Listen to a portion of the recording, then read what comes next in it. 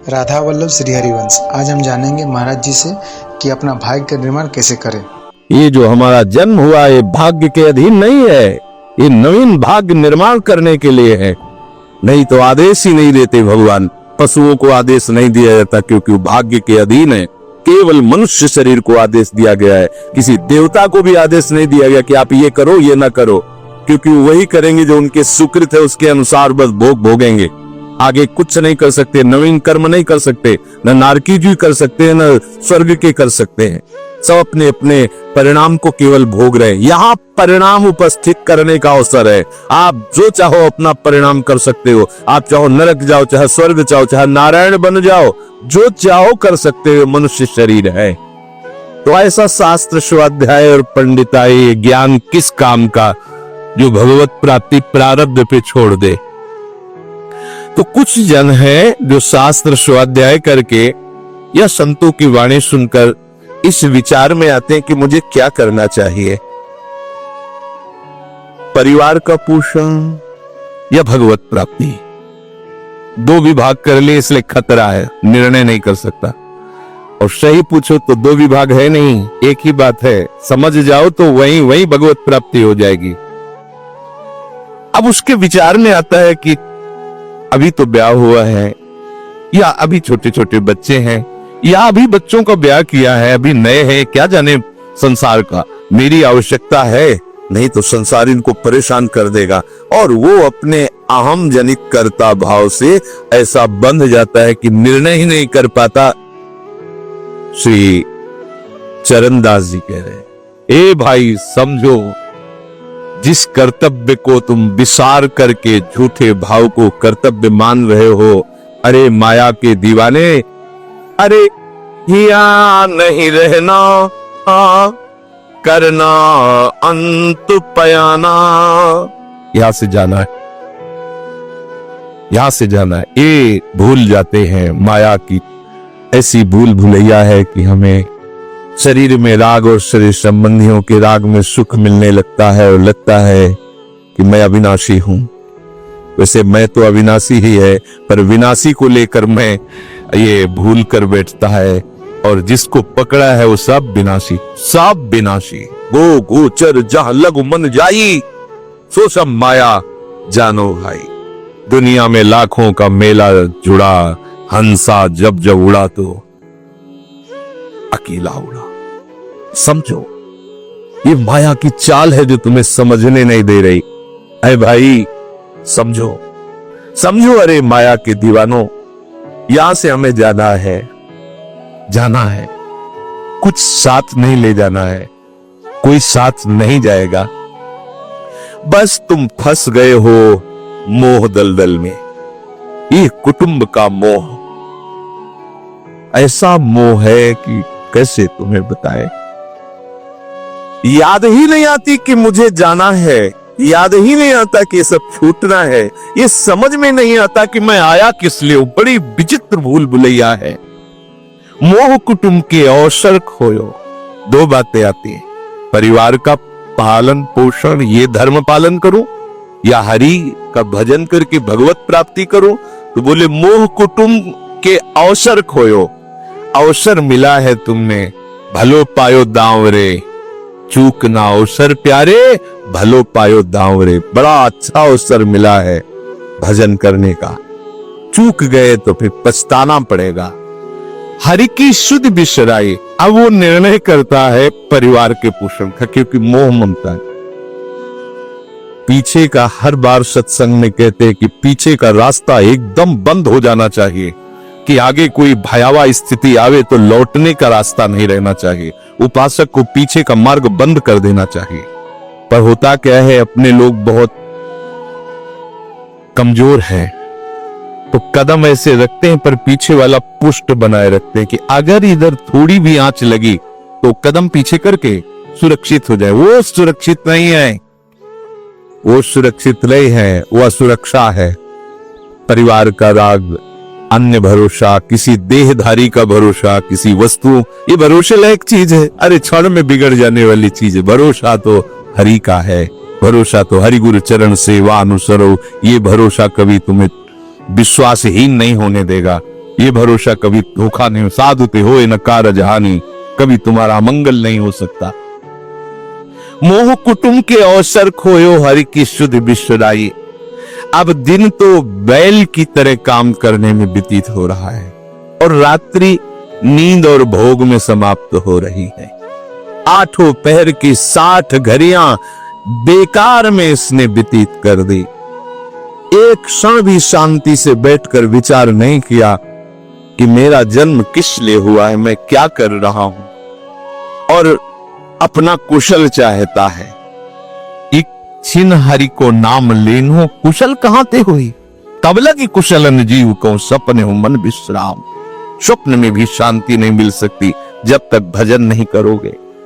बालक अवस्था तो खेल में चली गई, जवानी हुआ तो अहंकार मद छाया, मैं करता मैं भोगता इसमें चली गई।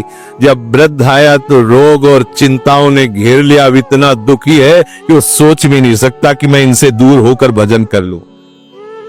ये जो वो भजन का नाटक होता है, भजन में हम देखते हैं ऐसे ही लगा रहता है, कैसे हो और बढ़िया से और क्या करें, और मरने का ठोर आ रहा है और क्या करें।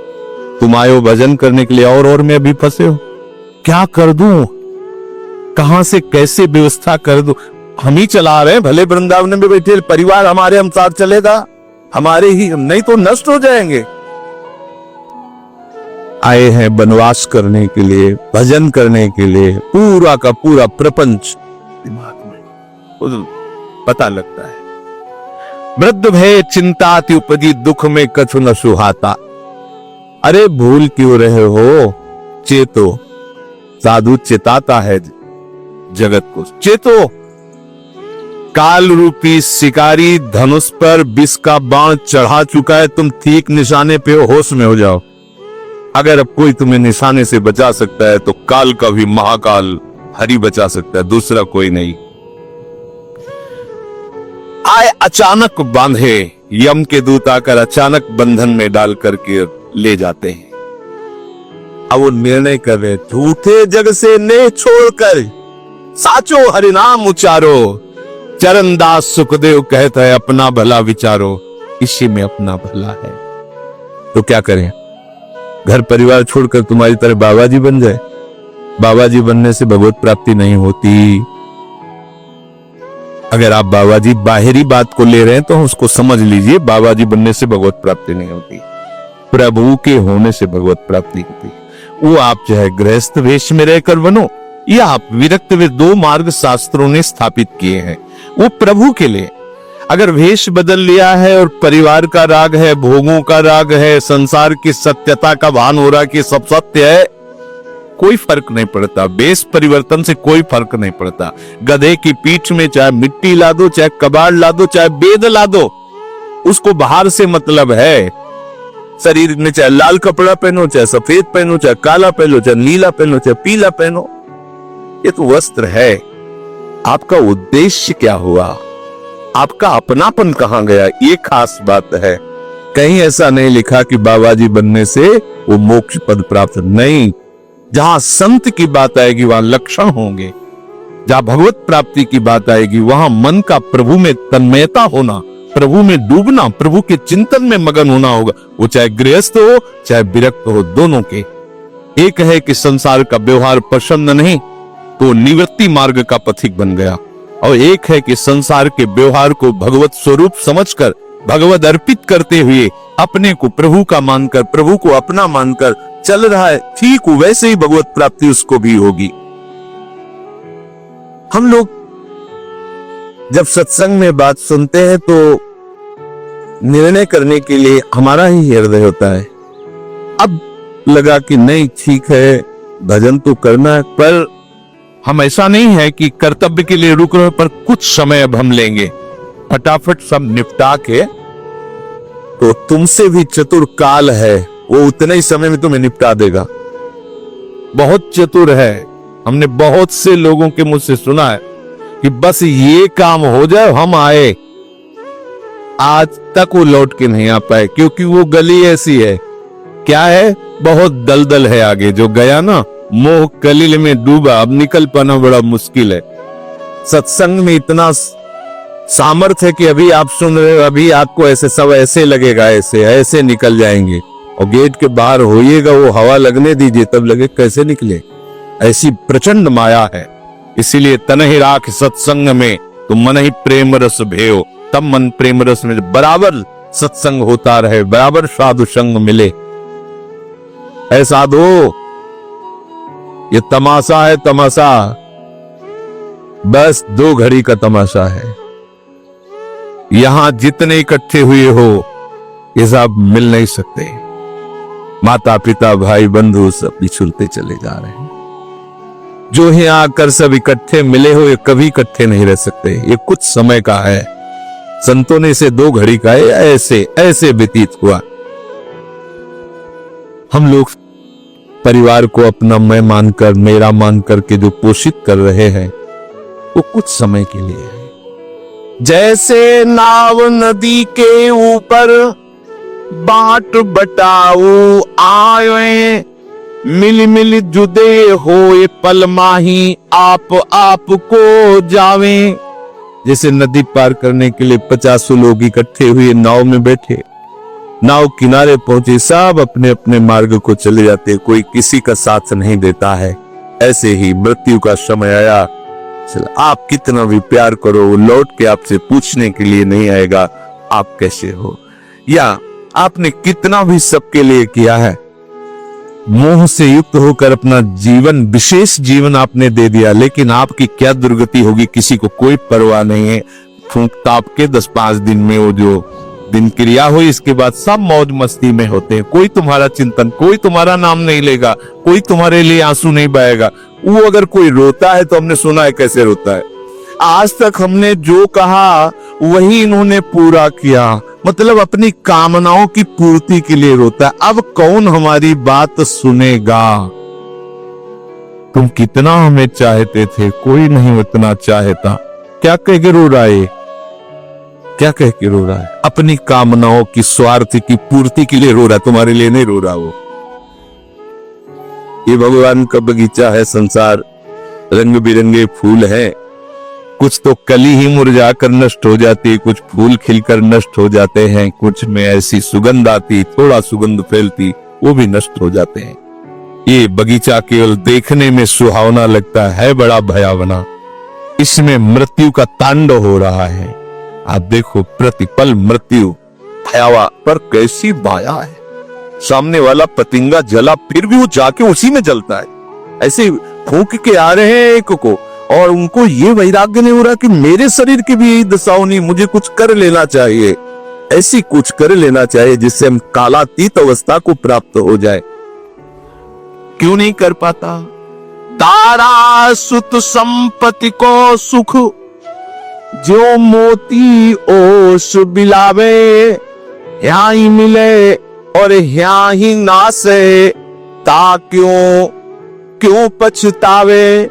अरे भाई, ये पुत्र और परिवार का मिलन और ये सुख ऐसा है जैसे पत्ते में ओस की बूंद, कितने सेकंड में ढल जाएगी कुछ पता नहीं। ऐसे ही ये है। बड़े हर्षित हो रहे हैं, बाजे बजवा रहे हैं, बहुत दिनों बाद लड़का हुआ है, फूले नहीं समा रहे, और काल की अवधि बहुत आलू खत्म। अब वो बूंद जो है पत्ते में गिर गई। अब किस बात को लेकर यहां खुशी मनाई जाए, किस बात को लेकर हम यहां गर्व करें? बहुत सावधानी की जरूरत है। जो यहां मिला वो यहीं छूट जाएगा। आप जब जाओगे तो आपके साथ हरि भजन वो किया नहीं, आपके साथ ही हरि उनको माना नहीं, क्या करो? कुछ दे दे क्या? सबको सुख देने की भावना, सब में प्रभु की भावना, जो भी तुम्हारे पास मन वचन कर्म से प्राप्त हुआ है वो सबको सुख देने के लिए है। सब में प्रभु है। ये बात समझ में नहीं आएगी, सबको क्यों सुख दें? क्योंकि सुख मिलना है। आप सिद्धांत समझो, आप सबके सुखों को खींच करके उनको दुख देकर सुखी होना चाहते हो, तो वो दुख लौटकर बड़ा भारी रूप रख करके आपको भोगना पड़ेगा। आप दूसरे को सुख दिए तो सुख लौट के बड़ा भारी सुख आपको देगा। ये सिद्धांत समझो ना, पर समझ ठीक है नहीं। तो हम दूसरे को दुख दे करके अपने को सुखी मानना चाहते, तो वो दुख बहुत बड़ा रूप रख के आता है और हम दुखी हो जाते। नहीं, आज तक तो सब लोग सुख के लिए ही कर रहे हो, तो सुखी हो जाना चाहिए। मतलब गलत है, कहीं न कहीं सिद्धांत गलत है। सत्संगति को लाभ बड़ो है, साधु भक्त समझावे, चरण दास ही राम सुमिर ले, गुरु सुख देव बतावे। चरणदास जी कह रहे, तुम्हारा परम हितकारी हरि है, उसी से नेह लगा लो, सदगुरु के वचनों पर विश्वास करो, प्रभु के नाम का निरंतर रटन करो। अब ये बात हमारी समझ में आई सत्संग के द्वारा कि हमारे जीवन के जो दो बात उद्देश्य बन रहे थे कि एक तो क्या करें, परिवार का पोषण करें या हरि भजन करें, तो दो भाव जो बने थे उनको तो मिटा दो, दो है ही नहीं। घर गृहस्थी में जो है बिल्कुल उसे बंधनकारक मत समझो, प्रभु का सब कुछ मानकर नाम सुमिरन करते हुए जो सेवा करो। अरे बड़ा आनंद आता है।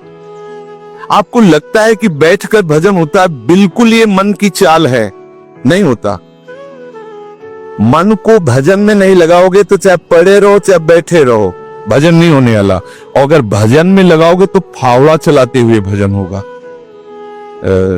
जब नाम का अभ्यास करना था तो नई अवस्था थी, तो गुरुजन हर समय सेवा में लगाए रहते थे।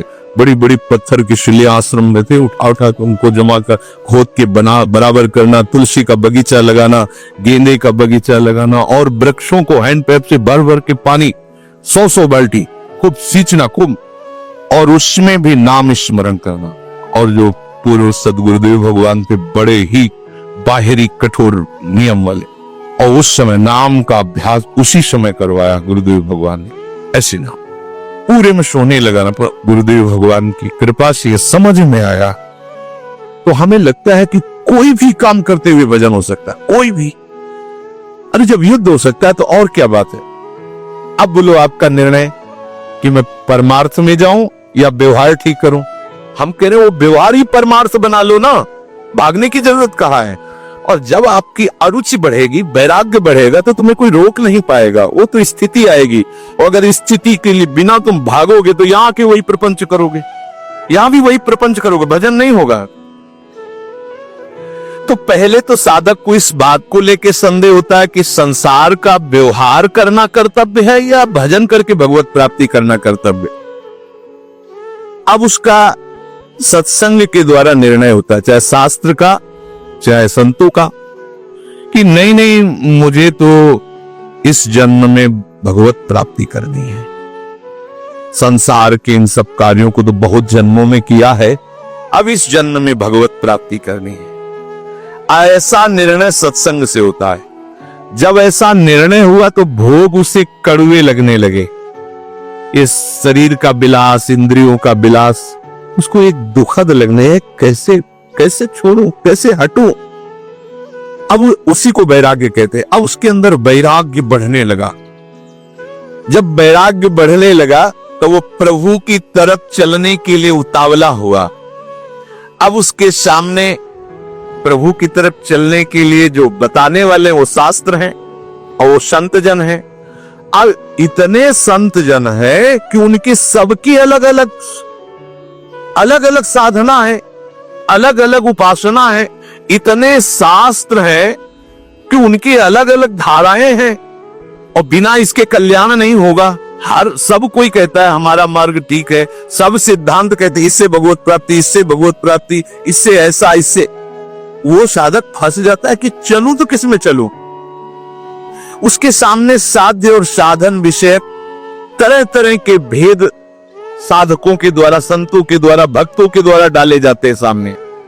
फिर शास्त्र को पढ़ता तो बहुत सी बातें शास्त्र में निकलती हैं, और वो बेचारा परेशान हो जाता है कि अब मैं क्या करूं।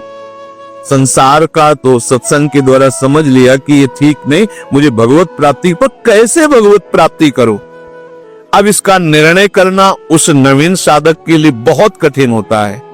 परंतु भगवत कृपा का वो जिसने आश्रय ले लिया वो यहाँ टिकता नहीं है इस संशय में। परमार्थ भगवत कृपा से पुष्ट होता है। सबसे पहले प्रभु हरि को गुरु बनाना चाहिए, वही सबके गुरु हैं। जब हम घर से निकलने की सोच रहे हैं उस समय वो सोच भी गुरु दे रहा है, वो हरि गुरु उस समय सोच भी दे रहा है वही। तो जब हमारी ऐसी स्थिति आती है कि हम निर्णय नहीं कर पाते तो अंदर से प्रभु को पुकारना चाहिए, हे गुरुदेव हरि, आप प्रकट रूप में मिलो और मेरा समाधान करो। अब जो ही वो अंदर से ऐसी दशा में प्रभु की शरण होकर के पुकारता है तो भगवत कृपा उसे सदगुरुदेव के रूप में प्राप्त हो जाती है। ये ओहो, जो मैं खोज रहा था वो मिल गया। वो अंदर से भगवान उसको वहां पहुंचा देते हैं, वो बात सुनवा देते हैं, वो संयोग बैठाल देते हैं, जिससे उसके सारे संशय नष्ट हो जाते हैं।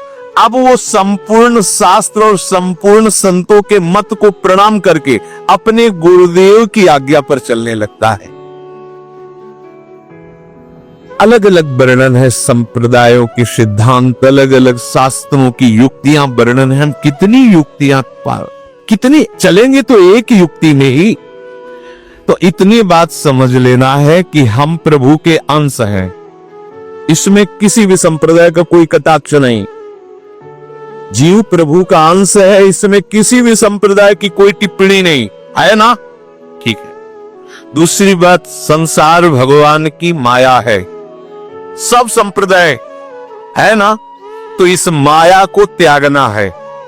बात समझ में आ गई। तीसरी बात है भगवत प्राप्ति करनी है। ये तीन बातें किसी भी संप्रदाय में कहीं भी कोई काट नहीं इनकी।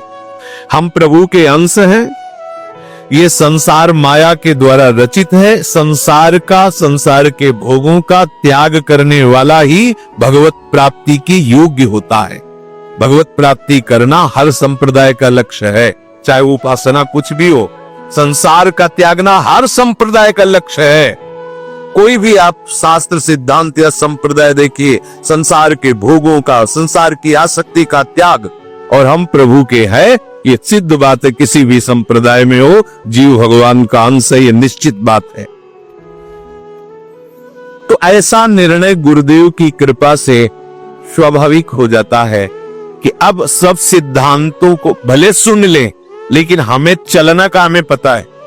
हमारे गुरुदेव ने हमें बता दिया है, हमारे माई श्यामाजू को राज, हमें चलना। राव को काहू मने दिए, पर मेरे प्राणनाथ श्री श्यामा शपथ करो तृण छिए, मन क्रम वचन त्रिशुद्ध सकल मत, हम श्री हित हरिवंश उपासी, हा हरि रा राधा वा वृंदावन सा सहचरी। साधक की बुद्धि गुरुदेव के प्रताप से उपासना में निश्चल हो जाती है। एक एक बात को समझिए। प्रभु कह रहे, जिस काल में शास्त्रीय मतभेदों से विचलित हुई तेरी बुद्धि निश्चल हो जाएगी, परमात्मा में अचल हो जाएगी, उसी काल तू योग को प्राप्त हो जाएगा। कैसे होगी निश्चल? अगर हम शास्त्रों में भटकते रहो, कई बार समझने के बाद भी ये निश्चय होता था कि ये आश्रय ठीक है या अहम ठीक है, क्योंकि जब एक हम बहुत श्यामा वही ब्रह्म बहुत रूप, मैं भी तो ब्रह्म हूं ना। मैं भ्रम से अपने को अंश मान रहा हूं, भ्रम से अपने को जीव मान रहा हूं, भ्रम से अपने को शरीर मान रहा हूं, वही हूं। सेवक से विभाव बिन भाव न तरी उर्गारी, का गोस्वामी जी कह रहे, बिना सेवक और स्वामी के भाव के संसार से तरा नहीं जा सकता। एक में है सेवक स्वामी भाव के बिना नहीं तरा जा सकता, और एक है कि जब तक सेवक स्वामी भाव भेद है तब तक अविद्या है, अविद्या है तो मोक्ष नहीं। बड़ा झंझट है, बड़ी समस्या है। उसका समाधान केवल गुरुदेव के वचन से होता है। मोक्ष मूलम गुरु कृपा, वो बता दी, ऐसे चलो बस। दूसरे के लिए सुनना, दूसरा कोई गलत नहीं है। बहुत से मार्ग हैं, बहुत से संप्रदाय हैं, बहुत से सिद्धांत है। हम सब संप्रदाय, सब सिद्धांत, सब मार्गों को एक साथ नहीं निर्वाह कर सकते। एक मार्ग में चलेंगे तो जो हमें गुरुदेव मिले भगवत प्रेरणा से, उनके द्वारा बताई हुई साधन पद्धति में अपनी बुद्धि निश्चल कर दे। निश्चल कोटि जन्म लग रगर हमारी बरौ शंभुनता रहो कुमारी, इसे निश्चलता कहते हैं, इसे अटल कहते हैं। चाहे जितनी परीक्षा ले लो, चाहे जैसा दुख दे दो, चाहे जैसा प्रलोभन दे दो, लेकिन अब अपने प्रियाजू के गोरे चरणार बिंद के सिवा अन्य आश्रय नहीं ले सकते। ये अचल बुद्धि हो गई।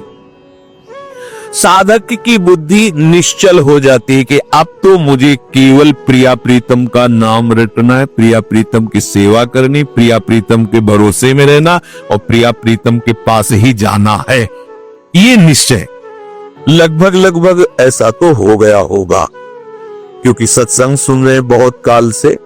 कई बार सत्संग में कहा चित्त का समाधान हो जाना ही उपासना की परिपक्वता है। यदि आपसे कोई प्रश्न करे कि आपका उपासना का स्वरूप क्या है, तो श्री राधाजुग चरण निवास, बस आगे कुछ है नहीं। हमारा केवल उपास्य तत्व प्रेम, प्रेम का मूर्तिमान स्वरूप लाडली लाडली के गोरे चरणारविंद, बस। भजन साधन ये सब उनकी कृपा से हो रहा है। हमारा लक्ष्य केवल लाडली, भरोसा केवल लाडली, अपनापन केवल लाडली। अभी जीत गए। ज्यादा जैसी तरिवंत प्रपंच बंच सब काल ब्याल को खायो, यह जिये जान श्याम श्यामापद कमल संग सिर नायो। मुझे प्रियालाल को प्राप्त करना ये दृढ़ निश्चय हुआ गुरुदेव की कृपा से। ऐसा दृढ़ निश्चय होने वाली बुद्धि को अचल कहते हैं। जब दृढ़ निश्चय हो जाता है तो साधन अब सिद्धावस्था में परिणित होने लगता है। ध्यान रखना, जब तक ये करे कि ये करे कि ये करे कि ये करे ऐसा चलता रहता है, तब साधक रहता है। और जब ये निश्चय हो गया है, अब उसका साधन सिद्धावस्था की तरफ जा रहा है, क्योंकि अब उसको निश्चय की जरूरत नहीं, वो हो चुका है। प्यारे जो वृंदावन धाम नाम रूप लीला उनके गुणों का गायन, ये हमारा तय हो चुका है। इसमें कोई मिलावट नहीं होगी।